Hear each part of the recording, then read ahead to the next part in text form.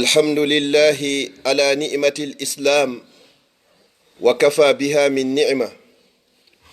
ثم الصلاة والسلام على أشرف الأنبياء والمرسلين نبينا محمد وعلى آله وأصحابه وأتباعه وأحبابه وعلى كل من اهتدى بهديه واستنى بسنته إلى يوم الدين. يا أيها الذين آمنوا اتقوا الله حق تقاته ولا تموتن إلا وأنتم مسلمون. يا أيها الناس اتقوا ربكم الذي خلقكم من نفس واحدة وخلق منها زوجها وبث منهما رجالا كثيرا ونساء، واتقوا الله الذي تساءلون به والأرحام إن الله كان عليكم رقيبا. يا أيها الذين آمنوا اتقوا الله وقولوا قولا سديدا يصلح لكم أعمالكم ويغفر لكم ذنوبكم، ومن يطع الله ورسوله فقد فاز فوزا عظيما. جعلني الله وإياكم وسائر المسلمين من الفائزين، آمين آمين آمين يا رب العالمين. أيها الأحبة، يقول سبحانه وتعالى في محكم التنزيل بعد أعوذ بالله من الشيطان الرجيم: ورحمتي وسعت كل شيء. musidɓe julɓe tedduɓe teddirɓe l'islam, ɓawen yettude allahu subhanahu wa ta'ala on, du'ano nelaɗo makko on sallallahu alayhi wa sallam. Allah subhanahu wa ta'ala o dalika deftere makko wondema yurmede makko nden yaajani kala hunde. haray insha allahu yewtere anden hinde yiilo e maako goto e maakuji nelaɗo sallallahu alayhi wa sallam ko yowodiri fi yurmede. ɗen toro Allah subhanahu wa ta'ala yo Allah yurmin en ka adna ɗo o yaafoyo en yawmal qiyama. nelaɗo sallallahu alayhi wa sallam ɓe maaki e hadis daɓɓo: man qara'a ayatal kursi dubura kulli salatin maktuba lam yamna'ahu min dukhulil janna illa al maut. fa ya subhanallah, ɓurnaɗo tagefe on ɓe maaki wo kala duumiɗo e jangugol ayatal kursiyu on ɓaawo kala waqtu mo o salmini waqtu farillaji ɗin, hara o jangay mo nde o salmini wo hay hunde sakkotako mo haɗatamo e natoygol aljanna si wona mayde nde. bimana nyande o maayo ko aljanna wodanimo si o duumike. ɓe maaki kadi e hadis goo tawata nokkiyel goo ko naadata aljanna kon hino ɗuuɗi hino weli fi. ɓe maaki kala salligiɗo kadi no hana salligorede non, o timmina fof ha moƴƴa, si o gayni o janga du'a hanaɗo jangede on, o wi'a: ashhadu an la ilaha illa allah wahdahu la sharika lah wa ashhadu anna muhammadan abduhu wa rasuluh, allahumma ij'alni min at-tawwabin waj'alni min al-mutatahhirin. e riwaya goo: waj'alni min ibadika as-salihin. e riwaya goo: waj'alni min warathati jannati na'im. wo kala kadi duumiɗo e jangugol o du'aɗo ɓaawo batte kala salligimo o salligi, nde mo jangimo o jangimo, Allah udditanaymo dambuɗe aljanna ɗen ɗe 7 ɗe fop majje, ko ngal o faala wo o naatiroyta e muɗum. yurmede Allah nden ko yaajunde. par contre nelaɗo sallallahu alayhi wa sallam ɓe maaki wo: innal abda la yatakallamu bi kalima la yulqi laha balan fa yahwi bihi fi nari jahannama 70 kharifa wal iyaz billah. wo bani adama himo wowla kongol gotol pet e nder sama kala ma hara ko e campi hara a wattana hakkil e maggol,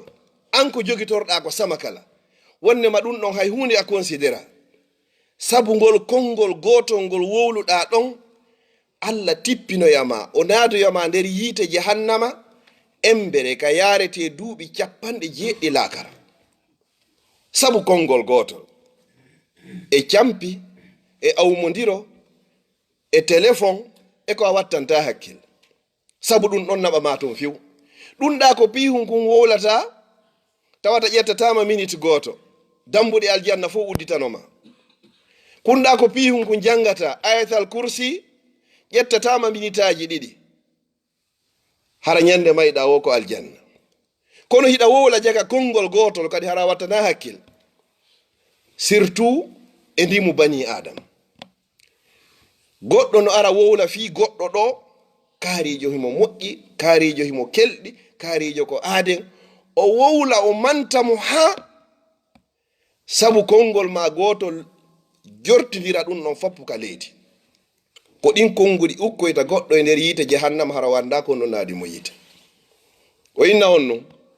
ko ɓaya anda on woni o ala feƴƴude ɗon oɗa ko joganinomo kon foppu hande kadi yeni sabu konngol ma gotol ngol ko ɗum sinelaɗo sallallahu alayhi wa sallam ɓe maaki tububuyeji ɗin fof hino welu fi kono tentini ko ɓuri sattude kon fof ko tububuye ko memuɗa ndimu goɗɗo hino hulɓini musidɓe julɓe tedduɓe nelaɗo sallallahu alayhi wa sallam ɓe maaki ala ko ɓurata naadoyde yimɓe ɓen ka nder yiite jahannama ɓuri ɗenɗe ɗen sabu konngol gotol jon noon si goɗɗo heɓi ɗin konnguɗi 2 3 4 5 e nder ñallal gotal konngol gotol ko embere duuɓi 90 laakara si tawi noon ñallal gotal be ñallal gotal heɓi konnguɗi 9 kono waɗoyta yawmal qiyama haray ko adi mi nata nde yewtere nde musidɓe julɓe tedduɓe hoore o mimbar ka mi dari ɗo masjidu Bilal ko adi darade julna ɗo juma ko oustaz Bari Sohnoun rahimahullahu taala yo Allah yurme ɓe yo Allah yaafo ɓe yo Allah okkuɓe aljanna ɗum ko wanno ko le 14 9e mois 2012 uddituɗen juma e nde juulirde meɗen ko kamɓe adi julnugol ɗo juma nden ñande ko ɓe yewtuno en fi muɗum ko at-targhibu wat-tarhibu fi salatil jumu'a ko lerɗingol en e hulɓingol wonande ɓen ɓe juulata juma hande kamɓe on ɓe hucciti ɓe heɓi battane moƴƴo yo Allah okku en sifa mum ma ɓuri muɗum jumare nde ɓe sakkiti julnugol ɗo nden tawi nde nawnare nangiɓe ko le 3 6e mois 2016 ko on juma ɓe sakkiti julnugol ka hoore min mbarɗo depuis le 3 6e mois 2016 ha Allah ƴettitiɓe ɓe wawari jullitugol juma kono fodde juma no juulede ɗo addallu alal khayri ka fa'ilihi kala tindinɗo yo moƴƴere waɗe fodde nden moƴƴere ɗon hinde waɗede haray fuɗɗiɗo nde on sincuɗo nde on baraji ɗin no wodene mo yo Allah waɗ ɗum ɗo fof ka mandakewal maɓɓe moƴƴal kaɓe woni to ya rabbal alamin musidɓe julɓe tedduɓe ɓe feƴƴimɓe no hani wonande en dars no hani wonande en waaju si a dogidi e goɗɗo bimbi e kiikiiɗe duuɓi 10 duuɓi 20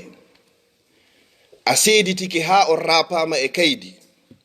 rapama e kasange wattama e nder keesuwal sokama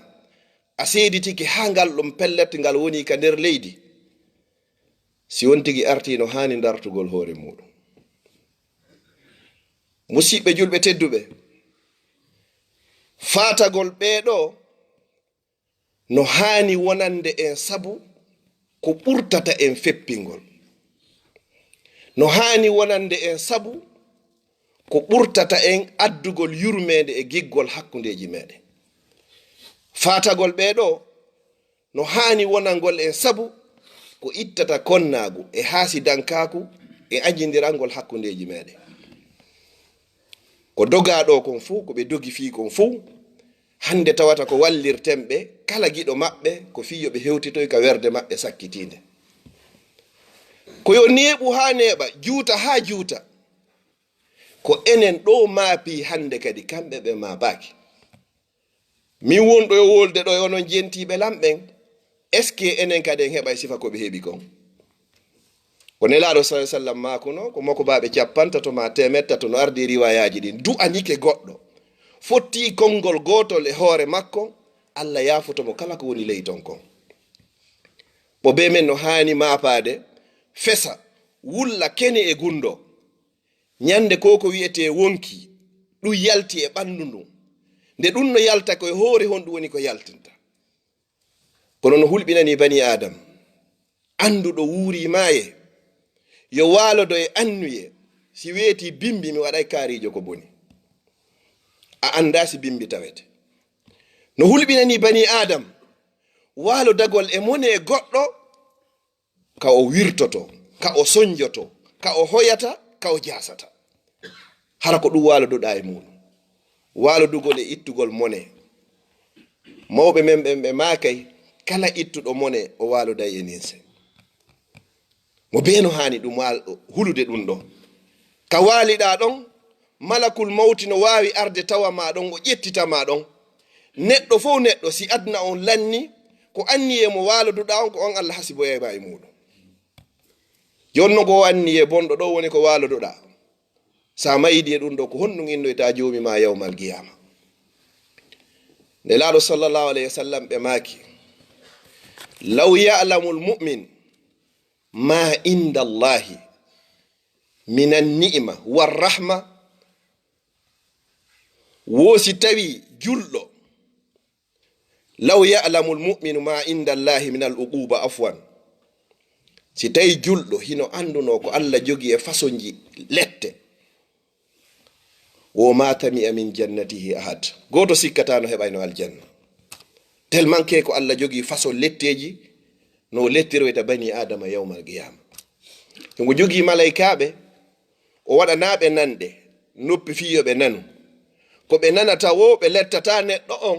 o sonka ma o haaca ma o hiika hara ɓe nana yurmede ara e maɓɓe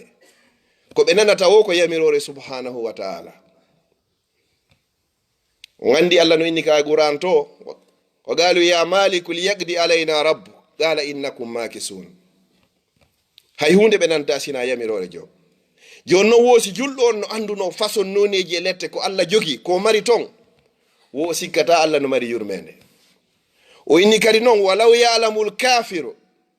wo hara kefero kad no anduno ma inda allahi min arrahma ko Allah jogi e yurmedeji façon no yurmirte jiyaɓe makko ɓen wo ma qadata min jannatihi ahad hay goto kay taƴotono ko aljanna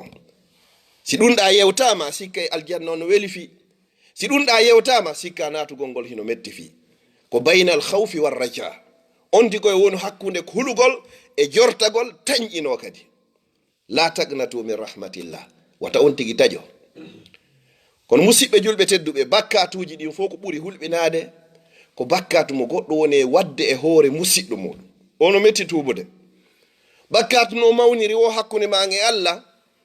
leer hun gotum petta fewtaymo Allah mi waɗino ɗum ɗo mi torikema accanan Allah inna mi andi mi surrima mi accanima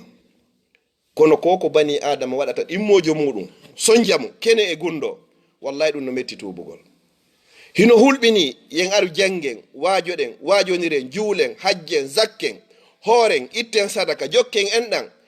Allah yoɓitoyoma ɗum ɗo fof yawmal qiyama hara ɗum ɗo fof ko goɗɗo jonitoyte ɗum ɗo saabu konngol ma goto hino hulɓini wama rabbuka bizallami lil abid Allah kanko dey o toñata sa hewtoyi o yoɓitete fop oyna ɗum ɗo foppa gollirna li wajhillah hino joddi korkama hino joddi hajjuma hino joddi jokkere enɗan hino joddi sadakaji ko darnuɗa juulirɗe ko janguɗa ko waajuɗa kala ko ittunoɗa e moƴƴereji Allah jonitama fop on tigi fokkitanon honto yawgol ka aljanna tawa saffewol no waɗa ɗo ha hewtoyi ka aljanna ɓeɗo fof ko ɓe o jogani sabu konngol sabu tooñe sabu piggal sabu jattugol sabu hoynere sabu ɗiɗo fop mo be réclama droit hum mum kun e hoorema nden ñande noon na euro woodi na dollar woodi wona fere fara guinéen ɗum ala ton ko honɗum yiltiniroyte ton ko moƴƴi on tigi ɗin ƴettete oɗa yoɓitire ɗum ɗo fof ko wonta sabu muɗum 90% ko sabu ɗengal bani adama ngal ɗi moƴƴi ma foppo ƴette jonne ɓeɗo tawata habbiɓe maɓɓe ɓe siwa lannude kadi ko honno gerdete hande kadi ko boneji maɓɓe ɗin ƴettete hande kadi faweɗa an o juulunoɗo hoori hajji zakki makka laabi 10 laabi 20 laabi 30 suumayeji 30 ɗum foppo wiɗa horunono laylatul qadriji fop ko ittuɗa darɗa juulirɗe fop ko waɗɗa koloyji fop ɗum ɗo fof yoɓitirama yimɓe tawata han joni sabu ɗengal mangal ko joganiɗa yimɓen kon lannari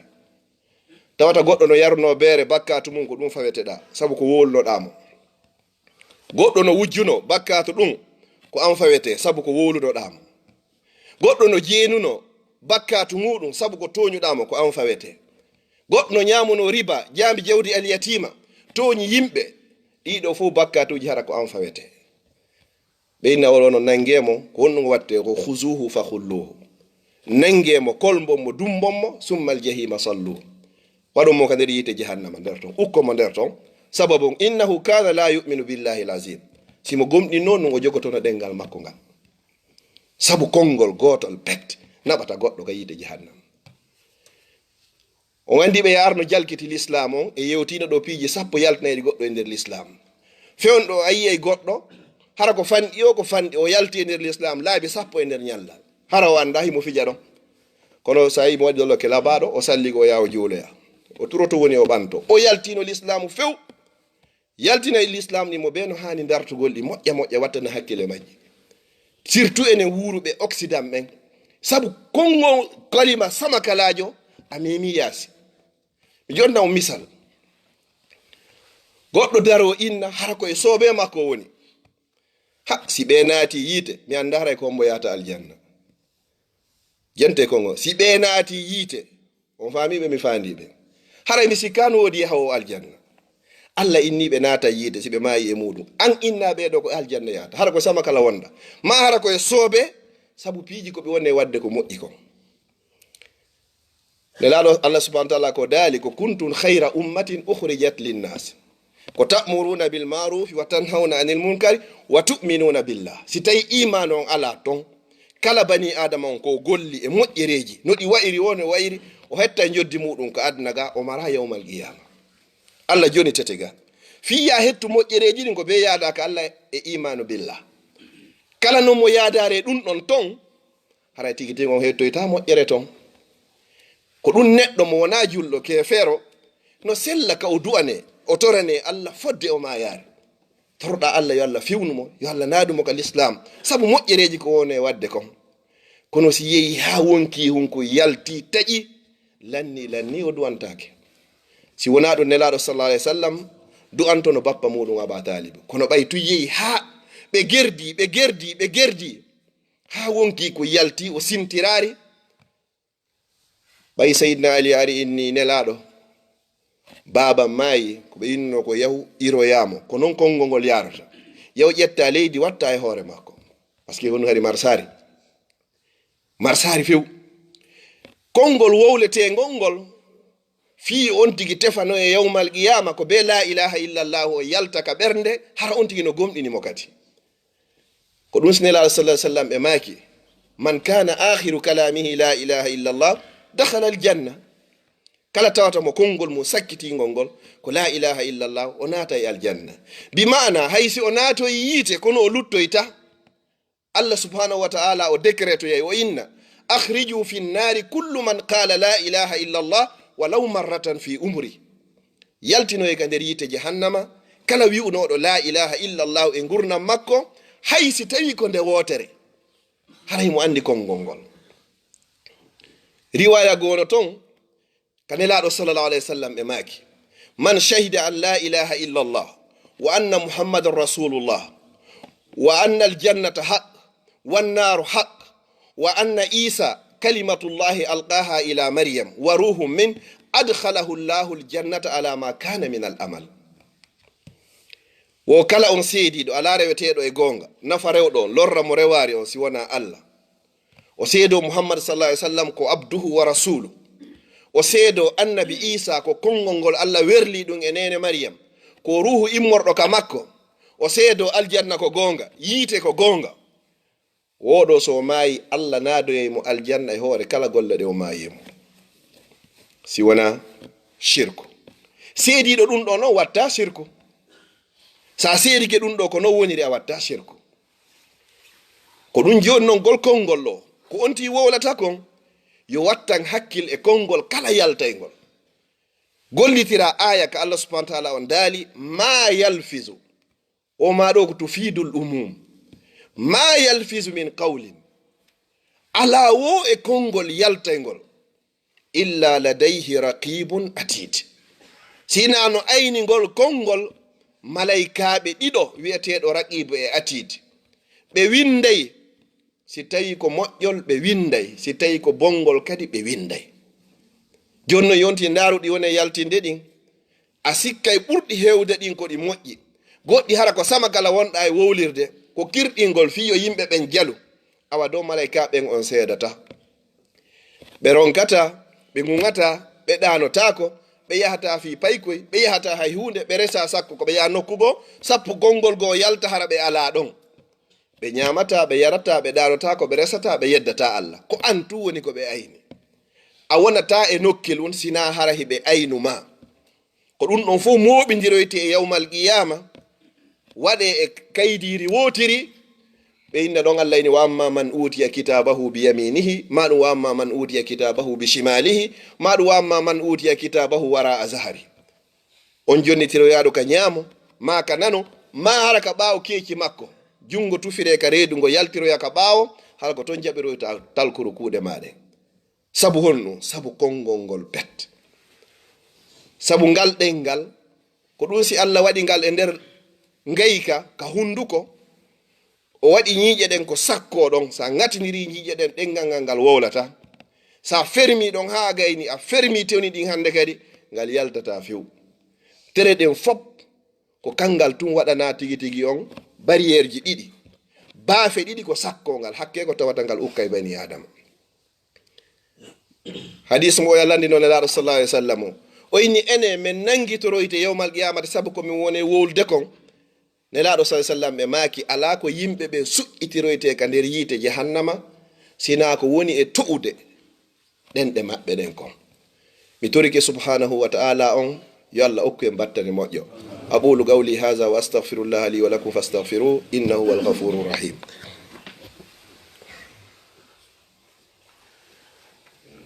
alhamdulillahi wa kafa summa salatu wassalamu ala ibadihi allazina istafa. alhamdulillahi ala ni'mati l'islam wa kafa biha min ni'ma. musidɓe julɓe tedduɓe, gorko goto o wuruno e gurdam makko, e nder ko o wuuri kon fof o faggiti bakkatu ha tawi feƴƴode muɗum ala, ha o felliti ɗo on ko foddi tongi mo natugol yiite jahannama ko o mayde. sinnama noon o waɗi bakkatu, na sifa bakkatuji ko sikketen ɗo ko, hara ko bakkatu tigi, warugol yimɓe, jatta yimɓe, gera yimɓe, waɗa jeenoji, toña yimɓe, hara koye hoore ɗum ɗo futtu woni ko o wuuri. yehi noon allah subhanahu wa ta'ala on liɓi nawnare makko, o tuubi o rutti. seede allah ko moƴƴo, fodde wonkikin hewtari ka dande ɗo, enen ko wiyeten kon fiyen faamu ɗum, fodde onti wonare nder koma, fodde nange ngen fuɗirari ka nge mutirta, fodde wonari jemmaji tati ñalormaji tati, si a tuubi tun allah jaɓante, si tawi haray na haqqe goɗɗo jogiɗa. o mawɗo ɗo ɓay hewti ka o maaya, o wasiyi, o yini ɓiɓɓe makko ɓe simi maayi, on andi mi maayi few, on huɓɓa yiide sunnollam, sunnollam ha mi gayna wontugol mi fof an ndondi, ƴetton ndondi ni waɗondi pecce pecce, ƴetton ndeya feccere yahon ka tumbere maayo, jaroɗon ton ndondi ndin fop fi an majja ton, ƴetton ndeya feccere naɓonde ka ladde, jaroɗon nde ton fop fi an lanna ɗon, ndeya feccere accon ha hara hendu no woodi, jaroɗon ɗon hendu ndu yaada e muɗum kala ka nawri. o ini mi toriki on waɗa nollan ɗon ɗo simi maayi eni fi hon ɗum wo miɗo waɗi bakkatu mi yiɗa daroyagol yeeso Allah miɗo wondi e on bakkatu ɗon fuu o lettayla lette ko tawata hay goto lettaka sifa ɗen lette fi kala o tuubi o niisi kono o hersi daroyagol yeeso joomi makko Allah no neminimo ko o neminimo kon fof tar ko ɗum ɗo o jaɓɓorta kadi joomi makko ɓay woni ha o maayi ka raɓɓiningol qissa on ɓiɓɓe makko ɓe waɗi ko mawɗo on wasiyi kon ɓe sunnimo ha o wonti ndondi ɓe sakidin no wiri no Allah subhanahu wa ta'ala inni ndiyan ɗan yoɗa yaltin kala ko woni e majjan e ɓandu mawɗo on ɗan jonniti heña ko kun fayakun Allah inni henndu yo ndu artiri kala ko ndu jogino ndu artiri Allah ini leydi ndin kala ko woni e mayri yo ndu arti Allah darnitimo yeeso makko o inni ya abdi ko hay yo jiyaɗan ko fi honno waɗanɗa ɗum ɗo o inni Allah mi waɗirari ɗum ɗo si wona hirsugol ma a neminilan hattirde e nemaji tawata ko ɗum ɗo woni komi jaɓɓorayma malgré o tuubi Allah subhanahu wa ta'ala on inni sabu ko waɗɗa ɗum ɗo kon ko ninsuɗa kon tun mi yaafike ma mi okkima aljanna nelaɗo sallallahu alaihi wasallam e maki annadamu ko tawba ninsugol tun hattirde e ninsugol haray yoni tubuɓe mi turki Allah subhanahu wa ta'ala yo Allah yaafo en اللهم لا تفرق هذا الجمع إلا بذنب مغفور وسعي مشكور وأمل متقبل مبرور اللهم اجعل جمعنا هذا جمعا مرحوما وتفرقنا من بعد تفرقا معصوما اللهم لا تجعل فينا ولا معنا ولا من بيننا شقيا ولا مطرودا ولا محروما اللهم إنا نسألك إيمانا كاملا ويقينا صادقا ورزقا واسعا وقلبا خاشعا ولسانا ذاكرا وحلالا طيبا وتوبة نصوحا وتوبة قبل الموت وراحة عند الموت ومغفرة ورحمة بعد الموت والعفو عند الحساب والفوز بالجنة والنجاة من النار اللهم أحسن عاقبتنا في الأمور كلها وأجرنا من خزي الدنيا وعذاب الآخرة برحمتك يا أرحم الراحمين اللهم ارزقنا حسن الخاتمة اللهم ارزقنا حسن الخاتمة اللهم ربنا تقبل منا إنك أنت السميع العليم وتب علينا يا مولانا إنك أنت التواب الرحيم ربنا اغفر لنا ولإخواننا الذين سبقونا بالإيمان ولا تجعل في قلوبنا غلا للذين آمنوا ربنا إنك رؤوف رحيم en turki Allah subhanahu wa ta'ala yo Allah yaafo en bakkatuji men ɗin jani e tosoki suuɗiɗi e feeñuɗi ɗi annduɗen fima en anda fimum en turki Allah yo Allah yaafo amiru meɗen yo Allah o yaafo oustad bari sunun yo Allah yaafo ɗuɓe yaafaɓe wondude e kala mawɓe meɗen fatiɓe ko ñaawa e maɓɓe nde ɗo ñaawe e meɗen yo Allah tafaraynen kadi koye yaafaɓe allahumma salli ala sayyidina Muhammad sallam